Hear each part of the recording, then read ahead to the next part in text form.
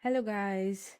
So we're back with the second video, and today we're going to be learning about the examination part of the ulcer. We already took the history, and you can check out the previous video for that. And today we're going to be focusing on the examination, right? So where do we start the examination? We obviously start with the whole body, right? We can't just jump to the ulcer directly, right? So whatever etiologies we saw in the previous history that we were asking the patient, we're going to confirm with our general survey. So we can see the malnutrition part, we can see the atherosclerosis, where the blood supply will be low, right?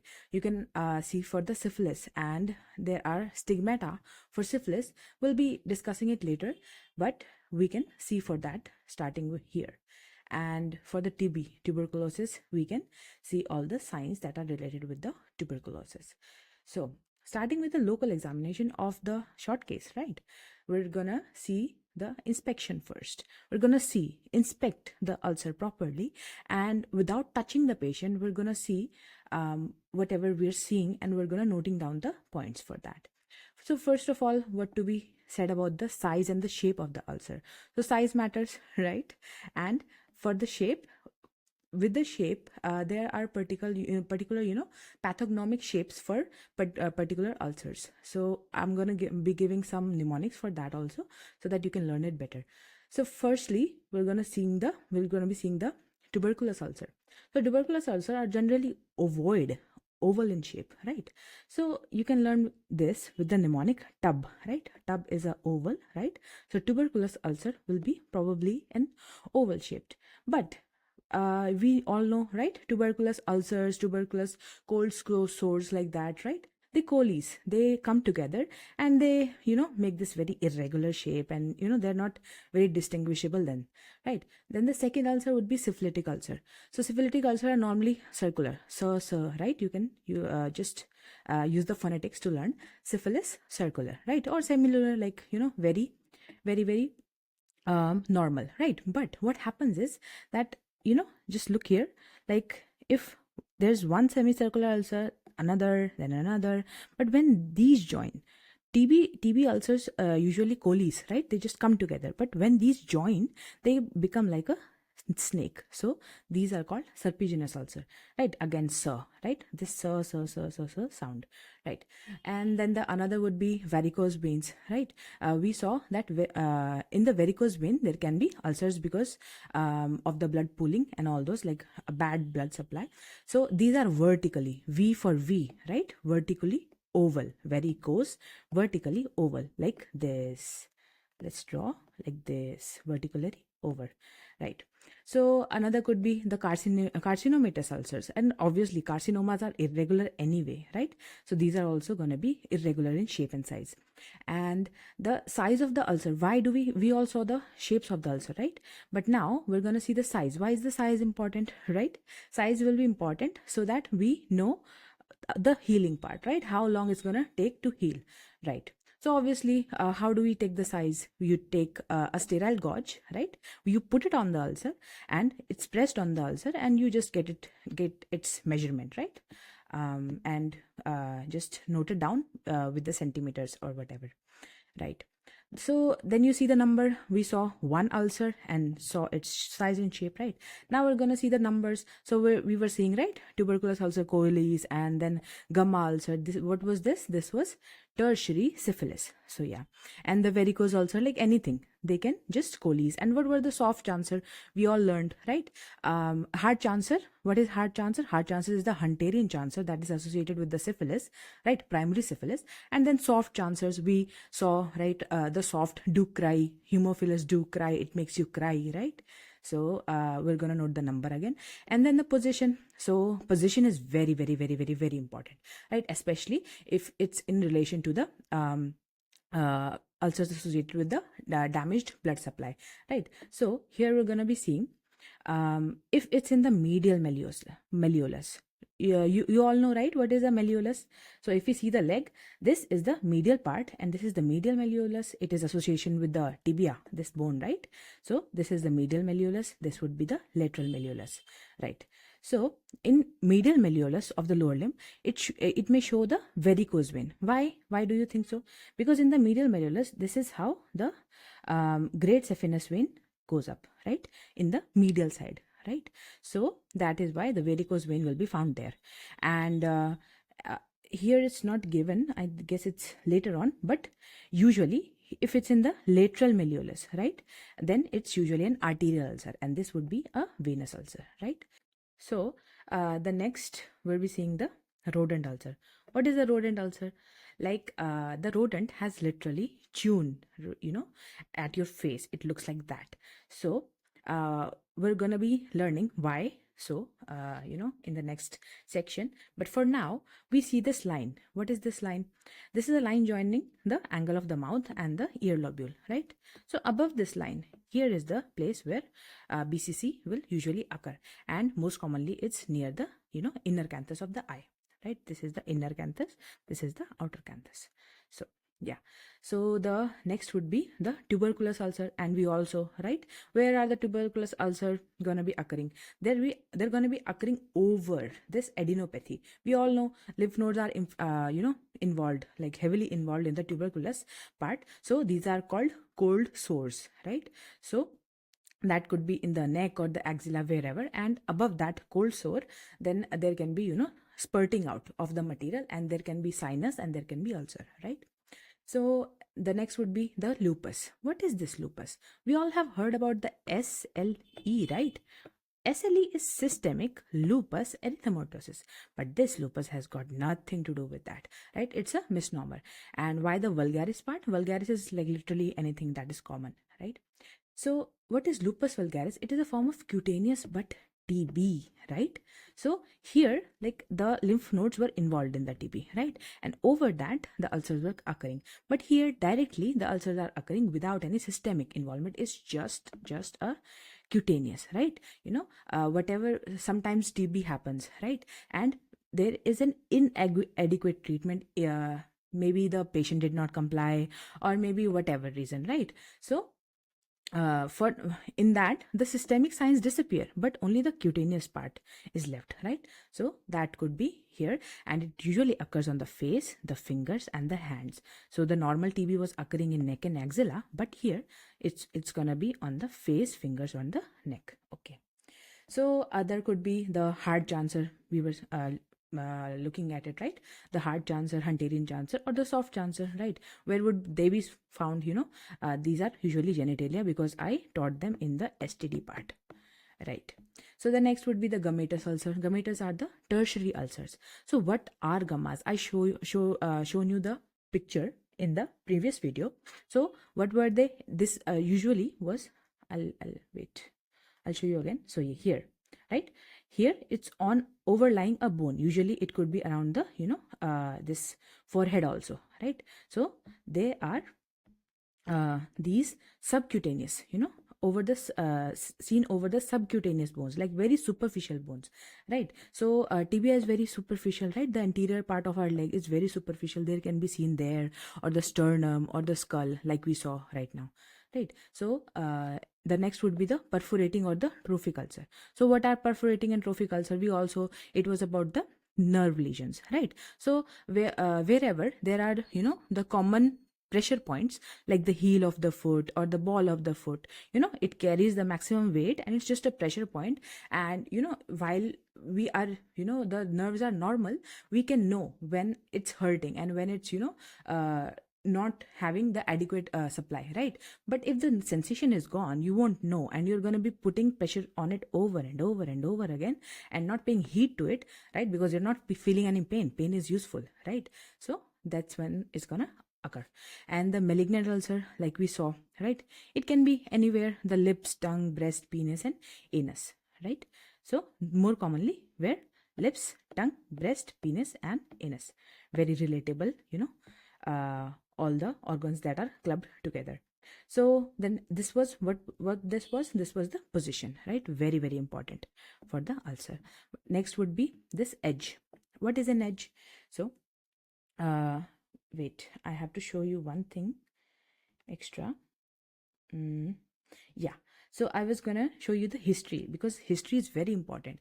All the surgery cases are very, very interesting in terms of their evolution, of how people found out about it, how the names were given, right? Because in surgery, everything is very, very logical. If you look at the anatomy, if you look at what anatomy is going pathologized, right? So here, what is lupus actually? This was the picture of, lupus, because this lupus was used to be so invasive. Lupus is literally wolf in the Latin, right? So it was, very hungry, like a wolf. So that's why it was called that. So it's just very interesting to know, right? And this guy, he did this photobiomodulation. This is a therapy, light therapy for the lupus. He got a Nobel Prize. It was that important, right? Because it was, treatment resistant and it was not improving, right? So going back, yeah, we were talking about the edge. So what is an edge? For that, let's just see this here, right? So what is an ulcer, right? What are the dimensions of an ulcer? For an ulcer, you need to know these things, right? Right. So when you see an ulcer, it goes like this. This is a typical type of ulcer. We'll be discussing that in a short while. But for now, you see, what is this? This you can see during inspection, right? We're doing inspection right now. So what you can see during inspection is the floor, right? But the next part will be the palpation, and what we can palpate with our touch with the fingers, right? It would be this base, right? It could be hard, it could be soft, it could be whatever, right? But what we see is the floor. It's like, in a room, you see the floor, but you don't see the cement beyond it or the sand beyond it, right? But this is what it is. This is the floor, this is the base, right? So what is this? This is, 2D picture, right? We have cut it here, right? But if you see, it could be, if you see it from the above, this area, right? This, it would be like this, right? So what is this? This is the margin of an ulcer, the margin where the pathology, ends and the normal tissue begins. So this is the margin. This was the margin, right? So what is this then? Because we saw all other things. This is an edge, like, literally like edge of a building, right? Edge of a room, whatever, right? This is the edge of the ulcer, and it can be of different types. So we're going to be studying about the edge first. So yeah, the book was saying to, differentiate between edge and the margin. We did, right? What was the differentiating factor? This is the edge, and this was the margin. Okay. So first of all, in a spreading ulcer, the edge is inflamed and edematous. So obviously, if it's, it's not a contained ulcer, it's going to be spread. So the edge would be inflamed and edematous. The ulcer is just ready to grab it, right? I want more territory, more, right? But the healing ulcer, obviously, healing ulcer would be, receding, right? So in the healing ulcer, this is usually how it looks like, right? In the middle, there would be a lot of granulation tissue, because it's healing, right? Inflammation is going on, and the body is trying to heal, right? And there would be growing epithelium just beyond it, and here would be the scar or the fibrosis all around it, right? So that's what a healing ulcer is called. And these are two, classification for the ulcer, right? This is the CEAP classification, right? In this, C stands for clinical. This is the clinical part of the examination, right? And the C6 is given to the, active ulcer. So you can learn 6 and spreading. It sounds similar, right? 6 and spreading. And 5 is CEAP. C5 is usually healed ulcer, right? Healed ulcer. So the next would be, yeah, these are the different types of the edges. So starting with the undermined edges, we all learned that mnemonic right now. This tub, right? This tub, right? So wait, yeah. So we learned this tub mnemonic before. It's gonna be handy again, because the undermined edges is for the TB, right? So undermined, what do you mean by undermined? Like if you see this ulcer from outside, you can only see this, right? Because edge you can't see, directly, right? So this is called undermined. Like it is very, very naughty. Like it's not showing how deep and extensive it is beyond the surface, right? So it's undermined. You're like literally undermining that, like this is such a short ulcer, but it's not, right? So what it does is it spreads, beyond the, surface, right? So yeah, undermined edges is done, and then there would be the punched out edge. What is punched out? It's like literally you punched a hole in the skin, right? This is the main gummatous ulcer. We all saw the picture before, so it was punched out. What is punched out? This is punched out. It's literally you have punched a hole, like a deep, like square hole, literally, right? So the trophic ulcers are going to be like that, and the gum ulcers are going to be like that, right? So punched out, right? There could be this sloping edge. What is a sloping edge? This is a sloping edge, right? Undermined was spreading inside, but sloping is filling from here, right? It's trying to heal, right? We saw this, right? So beyond this surface, it's going to be like this, healing, right? So this is the sloping edge, and mostly in the healing, right? And the next would be this raised and pearly white. I told you about the rodent ulcer, right? So it's literally looks like a mouse, a cute little mouse. My drawing is not that good, but you can see this naughty guy has literally, nibbled here. So he has nibbled this area. So there is, this here on both of the sides, and both of this, what they'll look like raised. Obviously they're raised, right? And pearly white. This is very, very characteristics. And whenever you see this on the face, it's like very, very, pathognomic for the rodent ulcer. So another, yeah. So in the invasive cellular disease, sometimes, this type of edge develops in the invasive cellular disease and becomes necrotic at the center. It can become necrotic, and it can look like a blacky thing, right? So other could be the rolled out, the everted edge. So this is the rolled out, right? We saw in undermined, deep inside it was being naughty, right? But here it's like, I don't care, I'm going to be naughty from outside, right? So what it's doing is it's rolling out, literally it has rolled out, right? So this is called eversion, eversion of the foot, eversion, this is like that. And excess growth has happened, like, the skin did not have time to see, just accommodate all of this, rapid dividing, right? So it just spilled out, right? So what is this? This is the squamous celled carcinoma, because it's very, very fast growing, and it could be ulcerated adenocarcinoma, but it's not that important. Squamous cell is very important. So fast growing, right? And heaps up, right? Okay. So we talked about the floor also, right? So what was the floor? Floor was this thing. We could see from outside, this thing, right?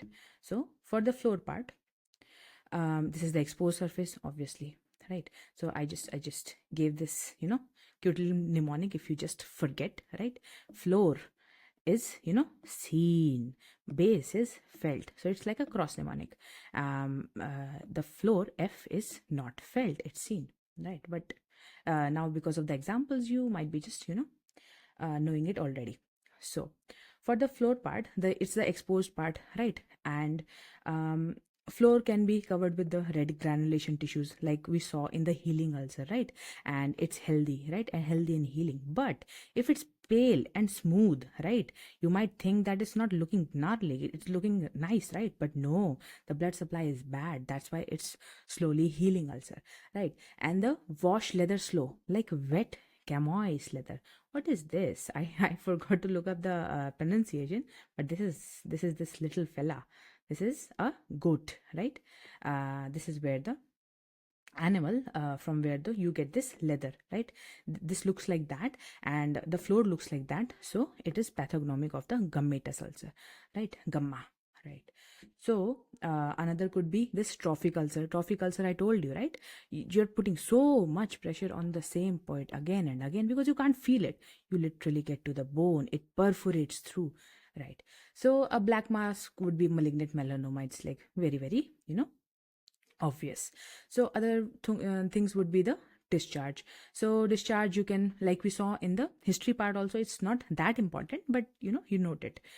You see the character of the discharge, amount and smell, like you see in the vomiting also, right? The character of vomiting, the amount and the smell, all these things, right? So for the healing ulcer, it will be obviously scanty and serous, right? It won't be very, it won't be pus filled. It will be scanty. It's just healing, right? It's just trying to get better. But for the spreading and the inflamed, it obviously will be showing the purulent. So the TB, this was a spreading, right? So it would be purulent. And the serosanguinous, what is sanguinous? Sanguinous is the blood, right? Sanguinary, sanguine, this is most related to the red thing, right? So blood. So it's often seen in the TB, right? Or a malignant, like if it's getting very very bad, right? Sanguinous, blood is oozing out, then malignant or TB, right? Or if the ulcer is infected with B pyocyne, right? What is this? This is Pseudomonas aeruginosa, pyocyne, right? The Pseudomonas produces a pigment called pyocyanin. That's why it's a blue green bacteria, right? It has many other colors, but blue green also like is a very particular color for the Pseudomonas aeruginosa, so pyocyanin, right? So it would be greenish obviously whenever it's involved, right? Blue green, right? So obviously you take the swab and you do the culture and whatever, right? For the surrounding area, what we saw, like the surrounding epithelium can be red and edematous. We saw that, right? Beyond the margin, glossy red erythematous, right? Acutely inflamed.